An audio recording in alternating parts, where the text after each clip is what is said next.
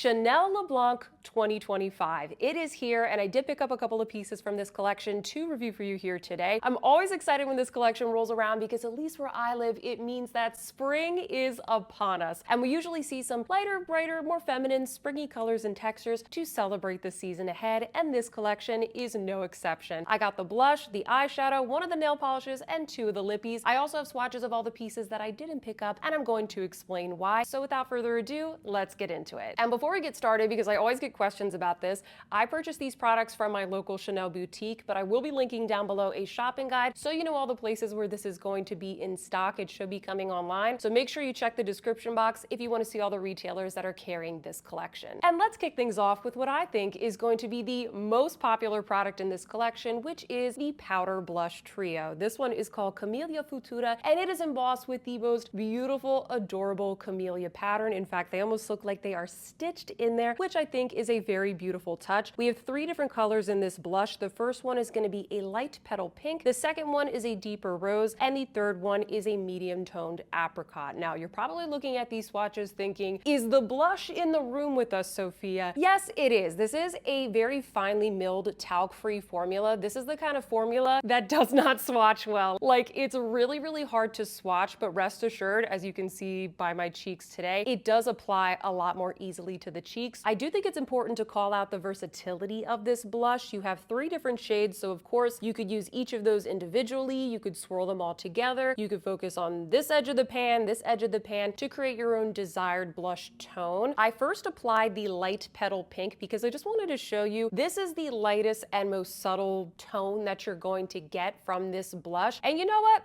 I think it's really beautiful. I think it's a really nice everyday kind of springtime pink. I also went in on the other cheek with the apricot just on its own. This is going to give you a little bit of a deeper effect. It is going to be obviously a little bit more warm tone, a little bit more orangey, but I still think it's a really beautiful wearable tone. And I definitely thought that the finish was going to look a lot more matte, and I was actually afraid that it was going to look a little bit dry just based off the texture. But as you can see, even for my cheeks right here, it is not shimmery. There's no glitter. It's not as luminous as some of the ones they've released in the past, and I'm going to show you some examples in just a second, but it does give a really beautiful kind of slightly brightening and blurring effect in the most subtle and natural way possible. I also then swirled all of the shades together, applied that to the cheeks, and the resulting color is what I have on my cheeks right now. It definitely looks kind of like a warm toned coral pink. This isn't going to be the most pigmented blush ever, but I think that it gives a really nice tone that I could definitely see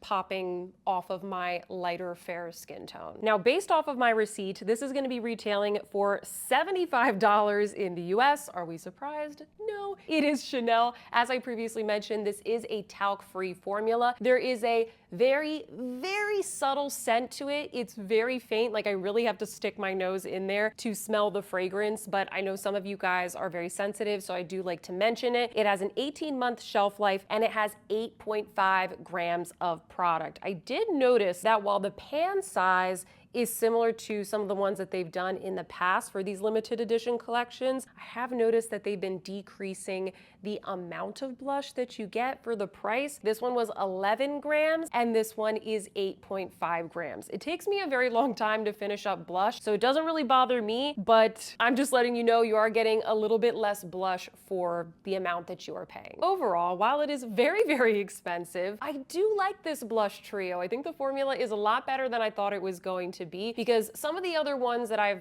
preferred in the past have been more of a glowy formula or maybe a little bit creamier. This one seemed like it was going to be very dry and matte and, dare I say, dusty, but I didn't have any issues with patchiness. It went onto the cheeks beautifully, and like I said, it gives this really nice kind of super subtle, natural, blurred type of look, which I think is so Chanel. In terms of the cons, well, number one, it is expensive. I also think that, you know, you can use each of the colors individually, but the pan is on the smaller side for that. And so you really need the right type of brush to kind of get into each of those colors. Even this one from Refer that I was using, it does tend to pick up a lot of that middle shade. And so as a result, a lot of the blush looks that I get from this one do end up being quite rose. So if you don't like the color in the center there, hate to break it to you, but most of the looks that you create, they are going to pull very, very rosy. If you don't like all three of these colors also,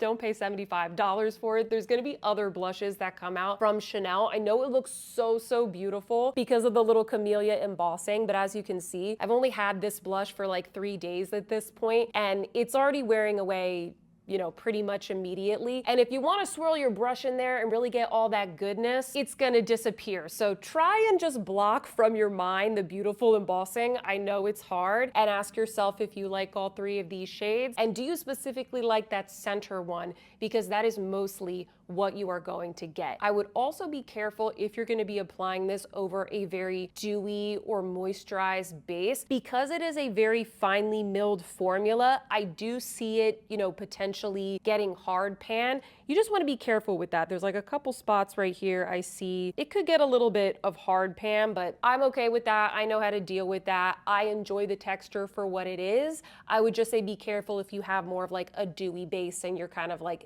dipping back and forth, if that makes sense. Also, I know that this is supposed to be a spring collection, but I can't help but wish that this center shade was more of like a subtle nude, because I like the pink, okay? But let's face it, most of us wear kind of like a neutral, natural blush day to day. So I kind of wish that this was neutral, and then I could decide, oh, do I want it to be more apricot? Do I want it to be more pink? But that's just me being hopeful. Oh, and by the way, if you are enjoying this video, please don't forget to give me a big thumbs up. It really helps me out. And if you are new here, welcome. My name is Sophia, and this is my channel that is all about everyday makeup and accessible luxury style. We love Chanel on this video, so I talk about a lot of luxury beauty and Chanel products. So if that is your jam, hit that subscribe button to join our fam. We seriously would love to have you. And I also live stream every single Wednesday at 8 p.m. Eastern. So come and join us there for more fun as we talk about new makeup releases, trends, and so much more. And then the last thing that I want to say is that these shades, they are not unique to Chanel at all. If you take a look at a couple of their previous seasonal collections, even within the past year or two, they have redone these three shades so many times. Now, granted, the formula is not the same and you don't get this beautiful and very convenient 3-in-1, but you might have some of these in your collection already. Let me just show you a couple of examples here. So right here we have from the Winter Glow collection, the Rose Polaire. This is going to be more pigmented. It's also going to have more of like a buttery texture and a little bit more glowy. So you can see right there, see how much more pigmented that swatch is compared to what we have here. But the color is kind of similar. We also have from that same collection the Coral Givray, very similar to, I would say, maybe a combination of the apricot and the pink shades. See? Pretty close. This is the apricot and then this is the Coral Givray. We've got the gold and peach duo from last year. This is going to be a lot more glowy and radiant. I really like this one. It's more of like a baked formula. So as you can see, the formulas are different, but like the tones are very similar. I also have here the Beige A Coral. Sorry for my pronunciation. I think this was from like 2 fall seasons ago. This is similar to that apricot shade also. It's like a little bit more brown. So as you can see, Chanel has done a lot of these apricots, corals, you know, bright roses and petal pinks a lot over the past year or two. And while as beauty lovers, we of course can obsess and admire over the slightly different tones, textures, and formulas of all of these beautiful blushes, this is just, you know, some inspo for you to take a look. Do you have any of these already in your collection? If you're a Chanel lover, do you have anything that is similar to the swatches that I have on my arm right now? Because while it is a very beautiful blush trio, I don't think that the shades are all that groundbreaking. Alrighty, let's move on to the eyeshadow palette. This one is called number 387 Utopia. This is retailing for $76 here in the US, and it features 4, I would say, rather cool tone shades. We have a soft petal pink, we have a sparkling white, a very cool kind of multi-dimensional duochrome topper, and then we also have a soft medium tone gray. I do want to point out here that these two colors, the gray and the pink, they're more of a soft, slightly shimmery satin shade. They're very, very smooth, whereas the white and then that beautiful duochrome, which I guess is a mixture of kind of like gray, pink, and violet, they're gonna be more glittery, more sheer. They're more like topper or highlighter shades, which I'm gonna show you in the demo right now. So I started off this look with adding that light gray shade into the crease. It is very smooth, it's very subtle. I feel like it's deep enough on my skin tone to add some depth to the look, but I do think if you have more of like a medium to deeper skin tone, this really isn't going to add a lot of depth. I then followed that with the pink satin shade, and I applied this all over the lid, and I also applied it to the lower lash line. Just like the gray, it is very smooth. I do feel like it shows up on the eye. It's decently pigmented. For Chanel, you know, it's not going to be super high shine metallic, but I definitely felt like on my skin tone, I could see the pink. Then I went into the sparkling white, and I used this as an inner corner highlight. And it is glittery, but it's not so chunky where I don't feel comfortable putting it on the inner corner of my eye. So just pop that in on the inner corner. And then finally, I finished the look with the Stunna shade in this palette, which is that beautiful multi-chrome. I like to apply this one right to the center of the eye, and you can definitely see how it just adds so much multi-dimension, a little bit of pop, a little bit of something. I think it is a beautiful, beautiful topper. And you know, if you didn't want to use all four of these shades, you of course could go in with either of those two satins, put that all over the lid, pop this on as a topper, and boom, there you go, a very quick and easy look for daytime. I put on some brown mascara just to soften this look a bit, and this is the final look. Please comment down below, let me know what you think of this. Would you use these a little bit differently? What do you think of these colors? Are you happy about the cool tones? Are you mad about it? Please comment down below because I am dying to hear what you think of these shades. Overall, I don't have anything bad to say about this palette. I think the formula is just fine, but if you've watched my channel before and you know my preferences, you know these aren't necessarily like my colors. I do prefer more browns, I prefer more warm tones, and I'm kind of just over pinks, I have to be honest with you. So this isn't the first color story that I would reach for. I don't think this is going to be my favorite Chanel palette ever, but I do think the look that I created, or the looks that I've been creating over the past couple days since I got this, have been really beautiful, very,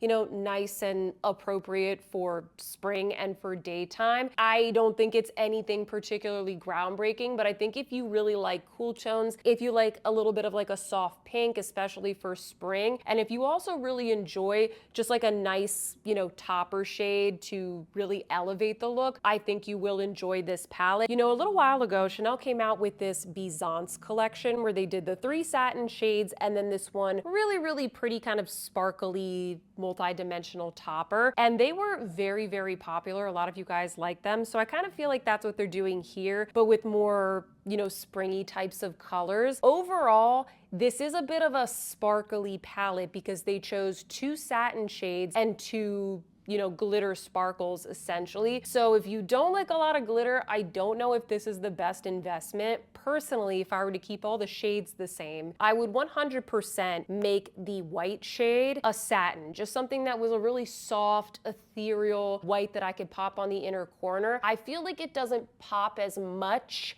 as I would like it to, and I just don't think it makes a lot of sense in such a small palette to put 2 glitter toppers. Like, of course, I'm always gonna go into that one. That's the cooler one. Does that make sense? Comment down below, let me know if you agree. It's not a bad palette. I think it's beautiful. I think it's very user-friendly. It's just a little bit too glittery for me. It's not balanced in the way that I would prefer. And of course, it's not like my favorite color story, but it's still beautiful. And just like I did with the blush, I will show you a couple of comparisons just for inspiration here. You know, I think if you have the Natasha Denona I Need a Nude palette, you can get this look pretty much. I mean, I know this is for kind of a different customer. I know a lot of people who shop for Chanel, they like something a little bit softer and a little bit smaller, but I know a lot of you have this palette. So I just wanted to show you a quick little side by side there. You totally can dupe this look. One of my favorite eyeshadow brands, Viseart, also has a lot of kind of cool tone and pinky tone palettes. This one right here is called Paris Reveries. It's one of their newer palettes in the line. I'll link all these down below, by the way. I think I have a coupon code for Viseart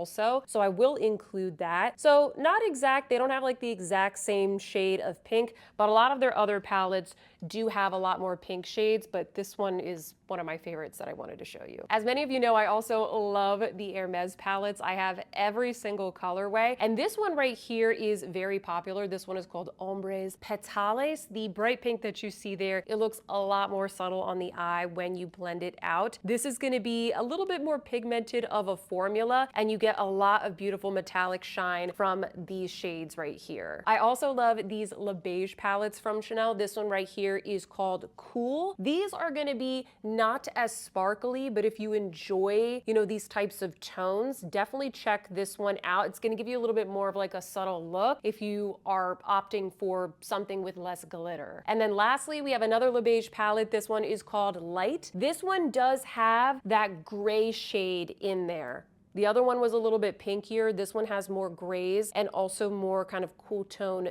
dusty mauves and purples. Moving along, I also picked up two of the new Le Rouge Duo Ultra Tenue lipsticks. I love this formula. As many of you guys know, if you watch my latest 5 best and 5 worst products from Chanel Beauty, then you will know these are one of the best. These are the liquid lipsticks from Chanel. So on one side you have the pigment, which you paint on, you let it dry for like 30 seconds or so, and then you put on this beautiful, gorgeous gloss on top. This is what I've been wearing on my lips this entire video, and I was so excited to see that they came out with these new beautiful, you know, kind of neutral, subtle, everyday shades. So I just had to get these. The first one that I want to show you, this one is called Pink Nude, and as described, it is a pinky nude. This one is perfect if you're looking for something really subtle, very, very everyday. I just absolutely love it. Comment down below and let me know if you agree. This one is very similar, I will say, to Intense Caramel, one of my other favorite shades. So I thought I would show you a quick little comparison there. I know it's very subtle, but the Pink Nude is more pinky, and then the Intense Caramel is just slightly more warm. It has a little bit more warmth and browniness to it. And then the other shade, which I'm wearing on my lips today, this one is called Coral Pink, and this one is slightly brighter, a little bit more springtime appropriate, I think, which is why I put it on for this video. It's called Coral Pink,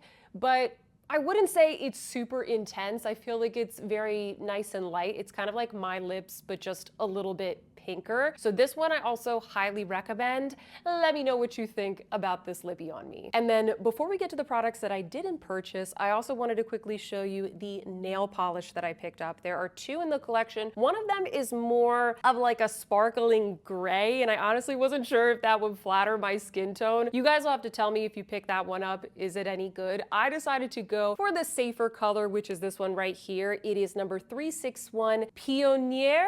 Hopefully I'm pronouncing that okay. I know I'm not, okay? Bear with me, guys. I know I butchered the name, but I was so intrigued by this beautiful spring petal pink. It also has just the most gorgeous like pink iridescence to it, but you're gonna have to tell me, does this flatter my skin tone? Because when I painted my nails with this, I kind of thought maybe it looks more like the natural redness of my skin. I wasn't sure if this flattered me, but then I wore this to church the other day and I got so many compliments from all the ladies at church, so I was like, oh, maybe it is a good color for my skin tone. So comment down below, how does this look on my nails? Does it look good? Is it my color? Is it not my color? Should I gift this to a friend? I'm not really sure, but just the color on its own, I think it's absolutely stunning. Now let's talk about some of the products that I didn't purchase and why. And as I promised, I do have swatches of everything. So hopefully this is helpful for you if, you know, maybe there's a shade that I didn't prefer. You can at least take a look at these swatches and decide what you want to get from this collection. The first 2 products that I passed on were the 2 Rouge Allure Lac Lippies. Now this is also a liquid lipstick formula from Chanel, but it's more of like a shiny lacquer as opposed to the Le Rouge Duo Ultra Tenue that I have on my lips right now. These are definitely longer wearing, I would say, but if you want more of like a one and done situation, I think the Rouge Allure Lacs are absolutely beautiful. I thought that the 2 colors that they chose for this collection were very beautiful. They were both kind of like a pinky coral, I would say, a lot more warm toned and coral than the one that I have on my lips right now, which once again is the Coral Pink. The first one is very sheer and very sparkly. I did try this one on in the boutique and it just barely showed up on my lips, guys. I was hoping it was gonna give like this beautiful juicy, multi-dimensional, almost like plumping shine, like what I get from the Dior Addict lip glosses. I love those, but it just wasn't enough. It wasn't enough shine. It wasn't enough oomph for me to justify the price. It just kind of looked like a sheer layer of glitter on my lips. So I personally wouldn't recommend that. I think if you want something like that, I would probably just go for one of the Chanel lip glosses. I think those are super beautiful and they're gonna give more of that kind of glazed look. Now the other color really tempted me, and in fact I'm still thinking about getting it. I know I should probably not be buying as many lip products because that's what one of my goals was for this year. It is a beautiful warm neutral coral shade that I think is perfect for the spring and summertime, but at the end of the day I did go for the more neutral and probably more versatile Le Rouge Duo Ultra Tenue that you see on my lips right now. I just thought those two shades I would probably get a little bit more use out of because it's easier to pair with different eyeshadow looks, if that makes sense. But if you're into more of those corally tones, I would recommend that Rouge Allure Lac that they have in this collection. Also in this collection are two limited edition shades of the Rouge Cocoa Flash, which is a slightly glossy tinted lip balm essentially. And the two shades in this collection are very